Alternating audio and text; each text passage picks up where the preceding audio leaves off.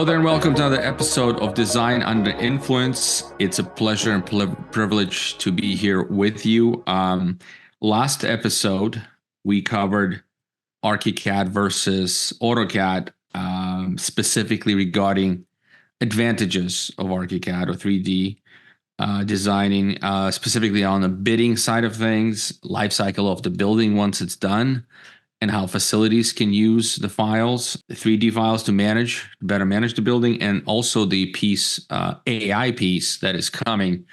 That's going to sort of revolutionize this industry and how the 3D folks who use 3D will be likely ahead of AutoCAD and other 2D design tools. Here with me today, as always, Mr. Willard, and him and I, we're going to just go explore some stuff today. And today we're talking collaboration, documentation, ArchiCAD, and its advantages over AutoCAD. Right, Willard? Yes, sir. All right. And so that's what we're going to go cover. Just a reminder, we are ArchIT. We're an IT company that helps architects, design, and engineering firms, take care of their IT, but we're also help with BIM conversions, transitions, and implementations. And this series is really designed to help you make that decision, or at least having a deeper understanding of why your firm should consider converting, what some of the benefits. I know there's some costs. And by the way, Willard, we never really spoke about cost. I know I don't want to put you on the spot here, but how much is ArchiCAD significantly more expensive to run, let's say with a 10, 20, 30 person firm than AutoCAD would be? No, it's not significantly more. It's actually comparable. Wow. So it's really just the pain of transition and learning a new tool. Yeah. Yeah. We should do another episode on cost and just compare some stuff. But today, collaboration, let's stick to the plan. So I think first, let's sort of help us all understand what some of the challenges or shortcomings of AutoCAD in that department. Because collaboration, it's all about like bringing everybody, hopefully at the same time, to work collaboratively, solve problems, and come out with a really, really good product on the other end, faster and more economical than anyone else. But what are the challenges with the 2D nature of AutoCAD in this realm? So I think, taking a step back is kind of understanding kind of the legacy of creating construction documents in the industry. 100 years ago or 50 years ago, teams were working in a, pretty linear kind of fashion where, an architect would create, kind of the base plan or the site plan or do some of the code analysis and start to create the documentation, maybe hand that off to a drafter who's going to start to add detail and more drawings to the set. And all of this is, in a linear path. And with one person typically able to work on a drawing at a time. And so AutoCAD, when it came out, it was mimicking that workflow. And in a lot of ways today, it still kind of reflects that historical workflow of creating documentation. So, one of the inherent limitations is that when you have one file and somebody who's authoring that file and they're ready to hand it off, they're having to share this file either, I would say digitally, on their server or through some of Autodesk's proprietary products like BIM 360, or I forget what the other one's called, but all of that is to say that they are still using a very historic method for sharing and working on documents. So you can understand that your weakest link is the person who's either taking a little bit longer to create the information or the accuracy of that information, and you are kind of reliant solely on the skill set of one person operating in a silo. And so when you have like this file sharing method and you are just kind of working with one file or multiple different files for one project, you're kind of risking, productivity gains through the use of, individuals within your team. And so that method, especially in today's day and age, is very archaic in terms of how information can be shared, what information, can be worked on at the same time. And what ArchiCAD does that is very different, and ArchiCAD and Graphisoft kind of led the way in how design teams can collaborate, is by allowing multiple people to work on these very data-rich files in parallel. So you could have 5 different people working on a file at one time in different areas, or in very similar areas, or even in the same area within the file, without having to worry about the handoff, worry about document control, whether or not you're working on the latest and greatest file. So it really opens up design teams to be more collaborative, more responsive, a lot more agile, and have a better cadence in terms of being able to produce information that is very complicated very quickly, and not having to rely solely on the handoff or individuals within the team being able to produce the information in in its traditional linear fashion. Now you're working in a more synergistic kind of environment that allows multiple people to review, process, and create information more quickly. I find some of our clients in the firms that I think are very well run, they have, architects who are employed full time, and then they have folks who are specialized, consultants, probably like yourself in a lot of ways. And, those individuals who are specialized on a particular area of design or they have a particular skill set get to complete their part of the project in an assembly style of manufacturing the design that we talked about. That's 2D. That's kind of historical or traditional, I should say. That would be a challenge because, that consultant's got other clients, and who's to say you are a priority? And maybe you will be, maybe you won't be, depending on what else they got going on and how big the projects are and all those things.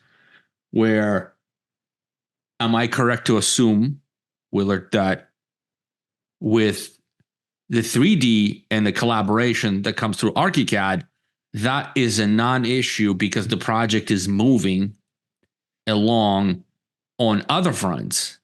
And if we have to wait for somebody else, a specialist, to come in and do the 6 hours of their treatment, we're not waiting on it. We're building the rest of it out, right? Yeah.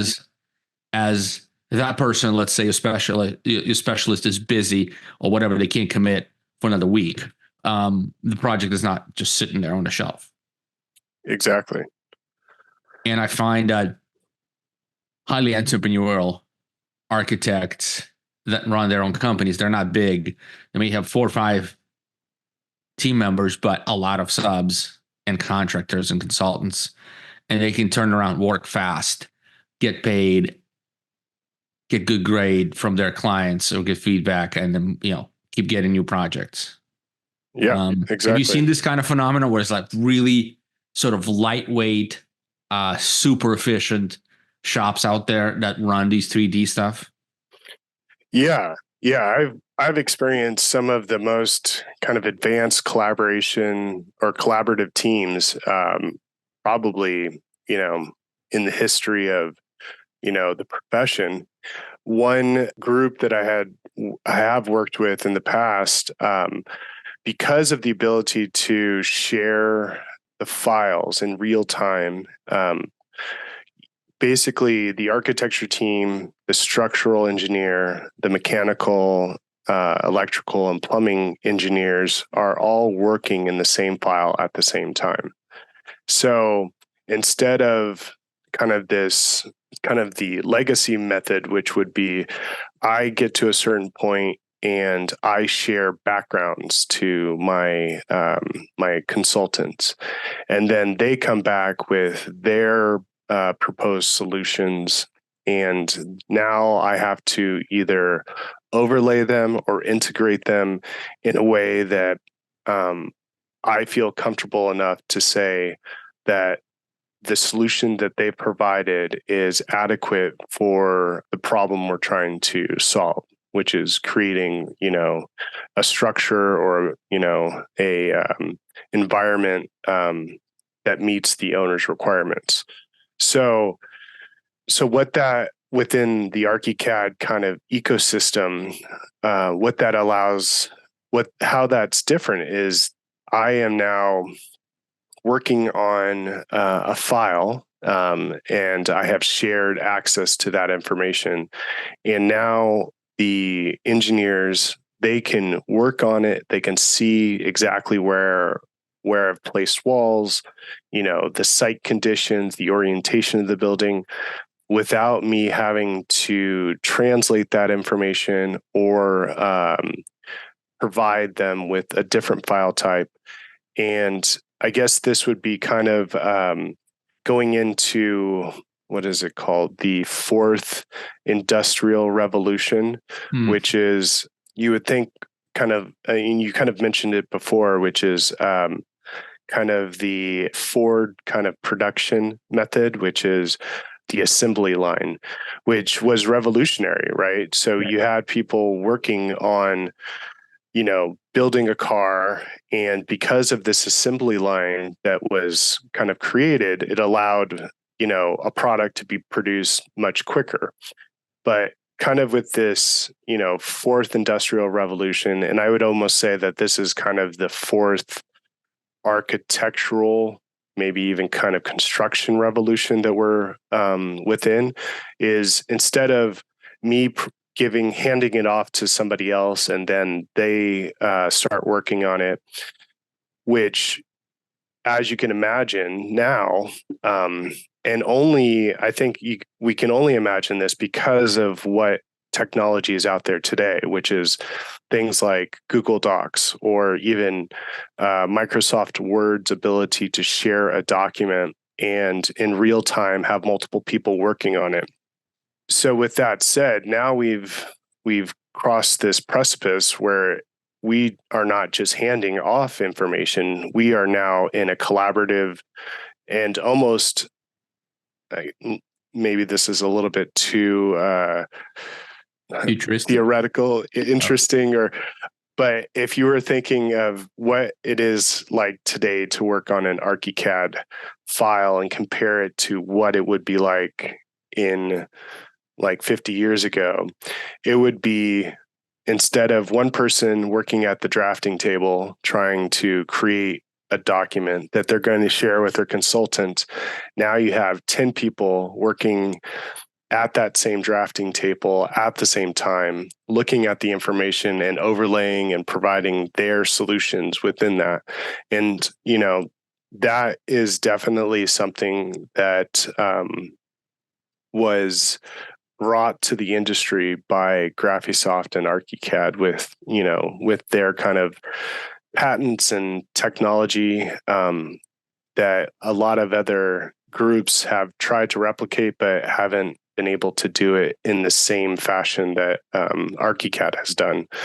And that, is far beyond what AutoCAD does. So now you're into the space of not just reducing errors and omissions, you're almost getting to the point where there are no errors and there are no omissions, for the most part, in a sense. And to kind of dovetail that kind of idea with construction, when construction, when the general contractors started using BIM, they got to a point where they were able to identify errors, omissions, or design issues prior to construction. And that was by combining different three-dimensional files or BIM into one federated model. And that allows, the team to better understand what's going on.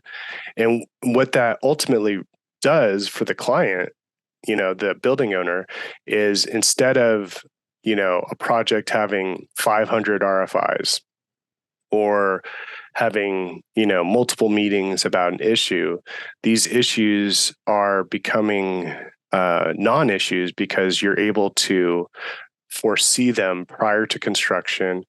And if you step back into the design realm, now you're able to see issues that could have been missed prior to finalizing the construction document. So it's definitely a huge paradigm shift. And AutoCAD has been a great tool for a lot of people for a long time, but doesn't have the capability to be able to work in that highly synergistic, agile kind of environment that Graphisoft and ArchiCAD have cultivated.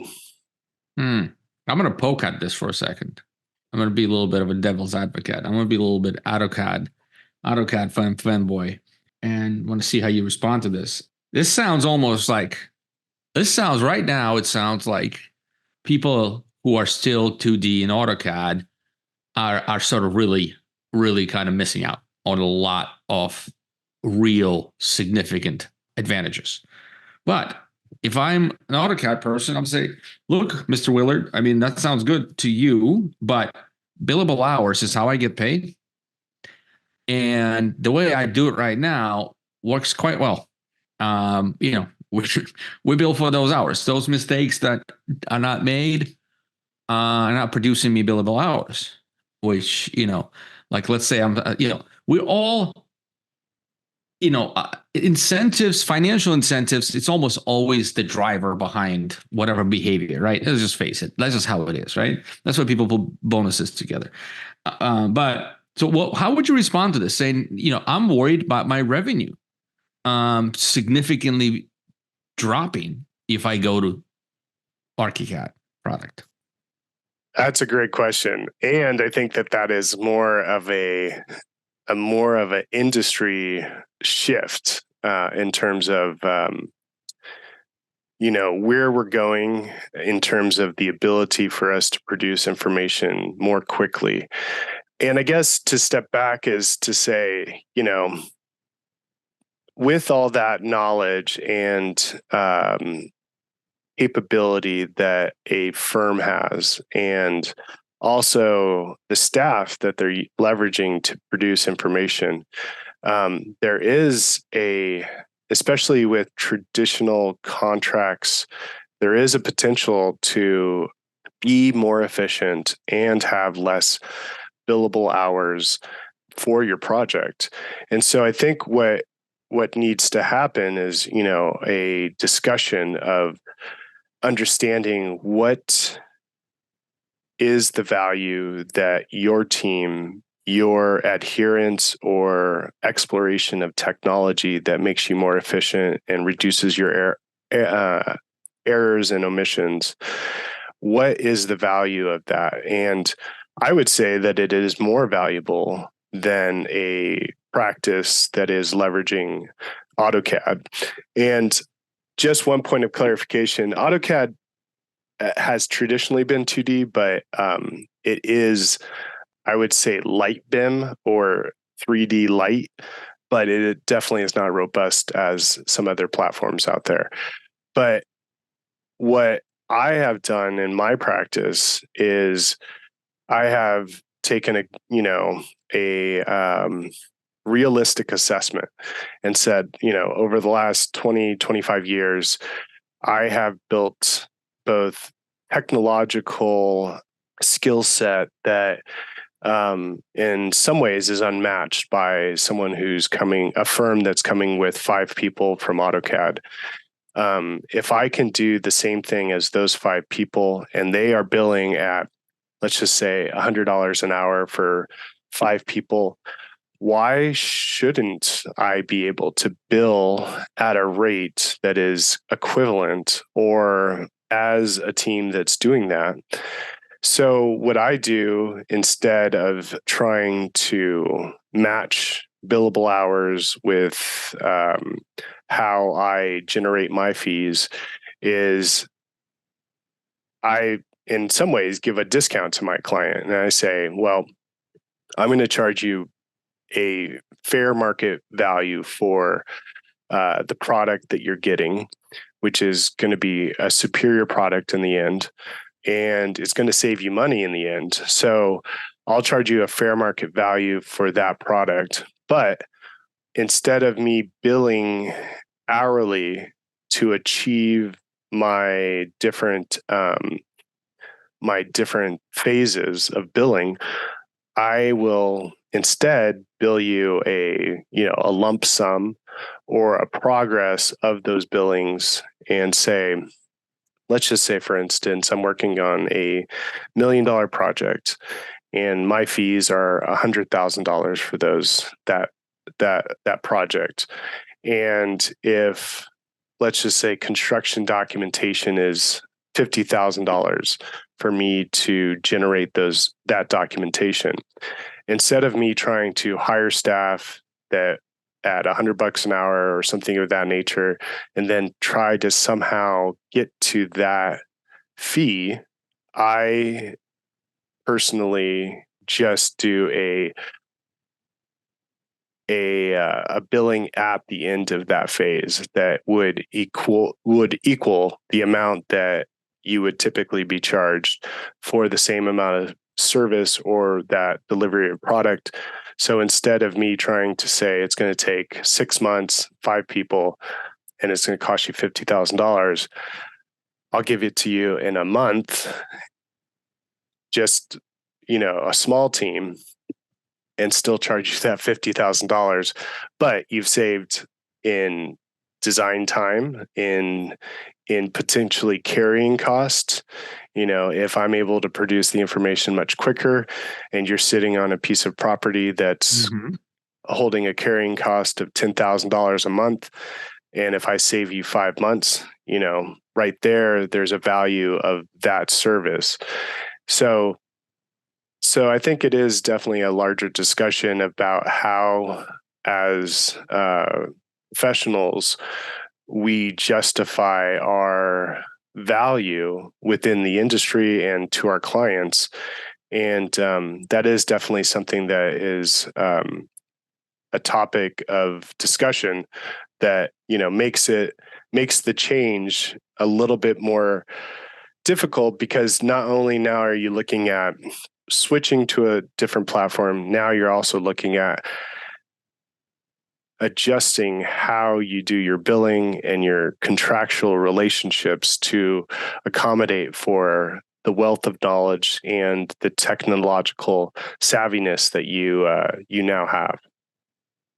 I almost want to call this episode "Win More Bids." It'll get a lot more plays that way. But it is true. You're sharing something fairly significant here. At the end of the day, like, I feel like you have this little hesitation, and I think maybe a lot of professionals do, about our fees.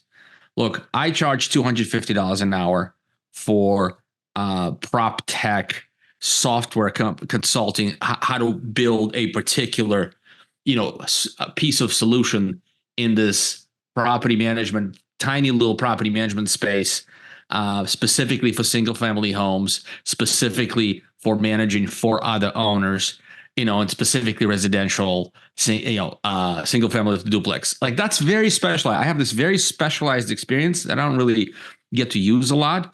But if I do, it's very expensive because I spent 10 years doing this. And, if you want to go find somebody else, you can go find them for $50. But you put them together in a room, and they'll spend a week doing what I can do in a day. I'm sorry, I just know this very well, right? I don't know a lot of things. I know that, and so I think we're as professionals, we sort of have to kind of get a grip on the understanding that, like, look, the customer wants outcomes.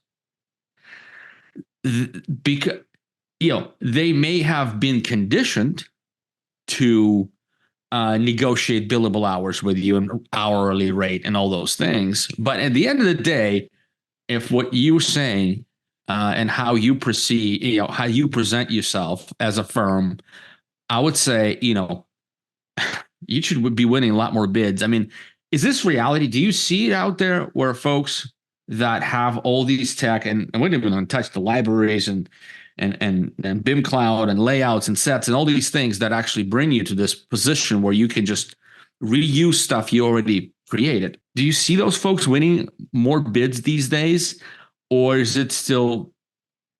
I mean, what is how are customers perceiving this variance in this bid? Somebody's bidding with a completely new billing. Hey, here's, I'll charge you 50 grand for the outcome. You get construction documentations, 4 months ahead of time, versus a more traditional, safe, linear AutoCAD shop bidding on the same project. Oh, for sure. I mean, I've witnessed it time and time again where groups that I've been working for or with were working on portfolios of projects that were so enormous for the size of teams that they had that it was mind-boggling. I can remember distinctly, working at a firm that had, at the time I started, there was 2 of us. And when I left, there was 3 of us, but we were working on, $50 million worth of work, the 3 of us. I can also remember working at a firm that had 30 people, and that portfolio was probably in the $250 million range of construction work. And I would almost say that there's probably a way, I haven't thought about this until just now, but there's probably a way to assess a firm's potential contractual basis per person. I love that. How you speaking dirty to me, man? That's not, as a business, right? As a business and an entrepreneur, as a business person, this to me is like the holy grail. Yeah. But please continue your thought. I didn't mean to throw you off of that.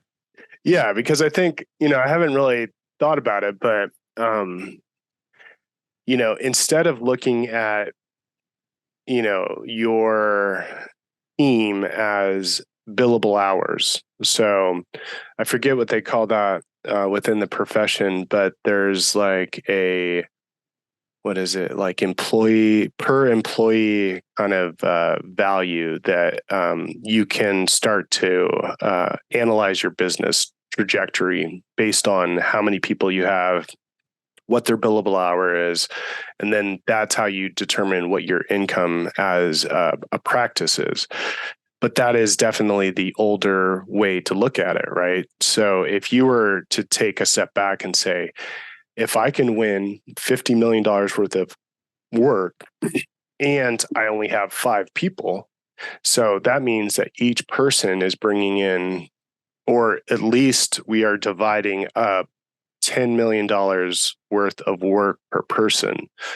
So now you're looking at it a little bit differently. So I'm just going to go backwards here.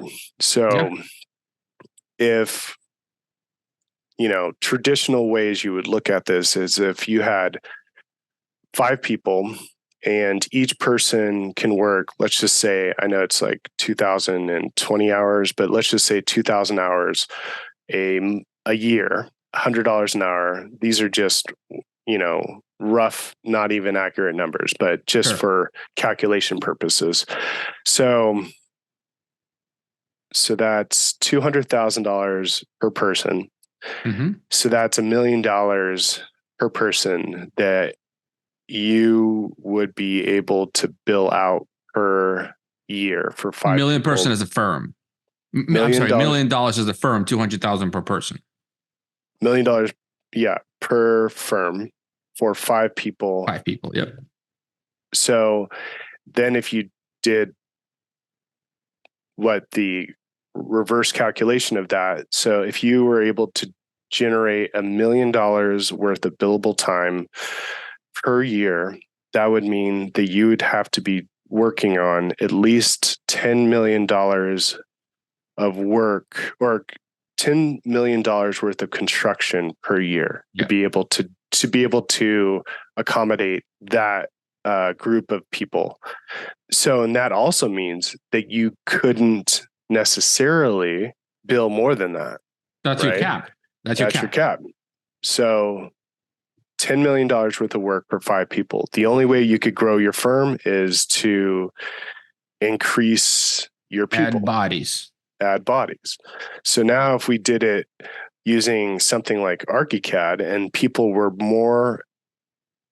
they were both faster, more efficient, didn't have to do a bunch of rework, and also were able to work in a more synergistic or team kind of workflow inside of a file. So more parallel than linear. And if you were able to work on $50 million worth of work per year, then that's $500K. I mean, that's $500K per person. 500, right? Yeah, 500,000 per person. Yeah, because that would be what, 10? Wait, let's do that. So let's do that math. So 50 million, 10% would that be fees, which is 5 million. 5 million. So you would have to, so it would be $1 million a person. Exactly. By 5 people. So it's $1 million. So it's 5x. It's almost like crazy number. Yeah. 5x more efficient. Is that realistic? Yeah. Oh, wow. And so, and I would say like 5, you don't and need to be that's probably conservative too. Wow. But then what you can do is, like, if I'm an architect who's willing to grow responsibly, but I want my firm to be a bigger firm. I want 200, and I'm still going to say count people, like say 200 person firm. I want to have offices in Paris. I just want to, like, that's my aspiration. I would balance dropping the fee with deliver faster deliveries and win a lot more deals faster. Because now you have room. Yeah. Now you have room. You want to be the insanely profitable architecture company? Yeah, sit there, you and 2 of your buddies, and your wife, maybe 4 people, right? You can earn, $2-3 million between of you. It could be insanely profitable and very comfortable living, or you can grow faster. Just drop your fees. Come in cheaper. Yeah. And one way that I've seen that this actually plays out for firms is there are some of the tools that you're able to leverage within ArchiCAD allow you to produce information that is shareable to your clients. So if they're going after a $50 million project and you are able to produce a file that they can show to prospective investors that is quick, easy, and gets to the nuts and bolts, both in visualization, but also quantification and kind of analysis. And they are able to get investors to buy into the vision that, a developer or owner has, or the owner themselves, and win that project. That is kind of the ultimate translation of bringing a firm from some other platform into a platform like ArchiCAD or ArchiCAD, because there isn't really another comparative application that provides the seamless integration of sharing information internally with the team or with outside parties in a way that they can buy into the dream. So what you're saying is you can build pre-sale, you can build pretty robust demos of what the project is going to look like faster than you would on AutoCAD and share it more effectively. Yep. And that will have some data, some design, but you wouldn't have to spend too much time on putting that together. Is that what you're saying? Yeah. Yeah. And I have a specific example.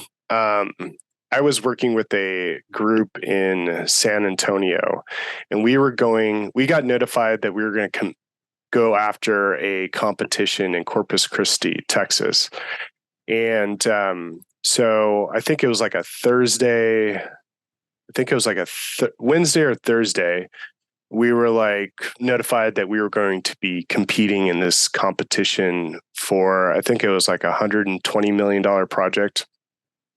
Within 4 days, we were able to produce very high quality information for, I forget if it was like 1.2 million square feet of mixed use between basically two people, and deliver it on boards, as a presentation. We won the project, and we were so close to being able to produce construction documents by the end of that week, that there literally wasn't a team that could compete with the number of people, the deliverable, or kind of the information sharing that we produced, and ultimately won the project. And you didn't have to lower your price, right? Didn't have to lower the price, and didn't have to share that there was two of us working on the project, and that's just one example, but I probably could give multiple dozens of examples of clients being so impressed by the accuracy, the level of detail, the finished presentation materials and products and files, that it becomes a very easy way to win lots of work very quickly. Man, that sounds amazing. So do you often see, a little selfish question, do you often see non-architects running architect companies? Does that even happen? Like architectural practice is run by someone who is no architecture training? Well, technically you can't, within different legal areas, architecture firms aren't allowed to be solely run by a non-architect. So you don't see that too much. But some things I have seen in recent years are companies that they're more on the kind of development or kind of product delivery side. So like prefab or modular, that are run by tech companies.